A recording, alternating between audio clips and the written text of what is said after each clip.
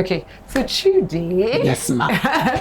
You're a man of many parts, and you are also a man who's been affected by many people. Impacted by many people. One of whom I know is Onyeka Onwenu. Yeah. And I don't know that people understand how deep that Onyeka Onwenu impact has been on your life. Yeah. I would like you to talk a bit about that. You know, I don't know how to explain. I remember that when I was maybe 12 or 11, Onyeka was doing a concert at Tafawa Balewa Square, and I was disturbing my entire family. We have to go. My aunties were upset. I didn't let anybody rest until they took me. Now, obviously, if you're growing up in a Nigerian family, your parents knew Onyeka Onwenu, but it wasn't the Onyeka Onwenu of One Love or Dancing. So I didn't even know those songs. Right. One day I put on the television and I heard Greatest Love. And I thought, I've never heard a song so beautiful. I've never, and you know, the first day I ever met Onyeka was NTA Tejo's show. I was producer on the show and I'd invited her. And every time I met Onyeka, we sang the song. Aww. So I think Onyeka just had her songwriting ability. And I think if you read her book, eventually when I interviewed her many years after, all the songs came from it. So Greatest Love, for instance, came from depression. So she was in a difficult marriage. You know, she wanted to take her life. And then when Onyeka Onwenu got born again, people thought it was a career move. So the press said it then.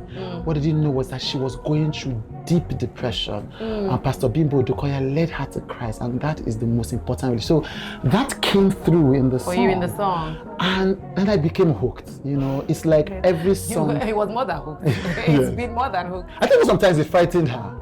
How much. So sometimes she'd be like, "What do you want, Chude?" And say, "I want nothing."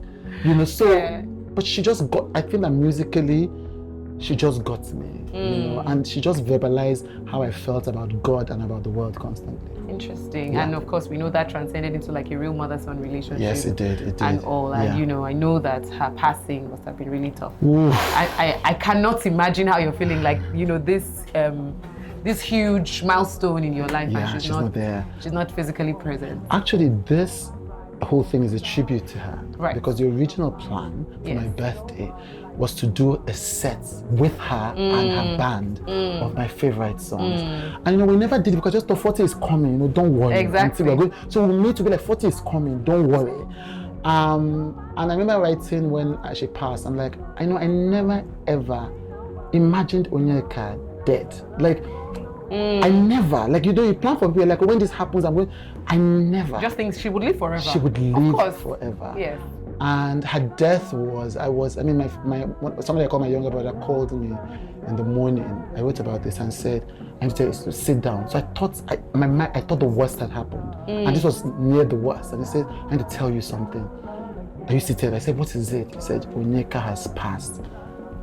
You know, you see when they do Nollywood movies and people start crying automatically, you think that they are bad at acting. But I began to heave. So I had somebody next to me, like, what's happening? Are you going to injure yourself?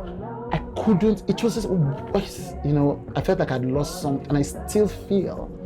Her birthday is in a few days, and I cannot imagine that if I send a message to that phone number, I won't get a response.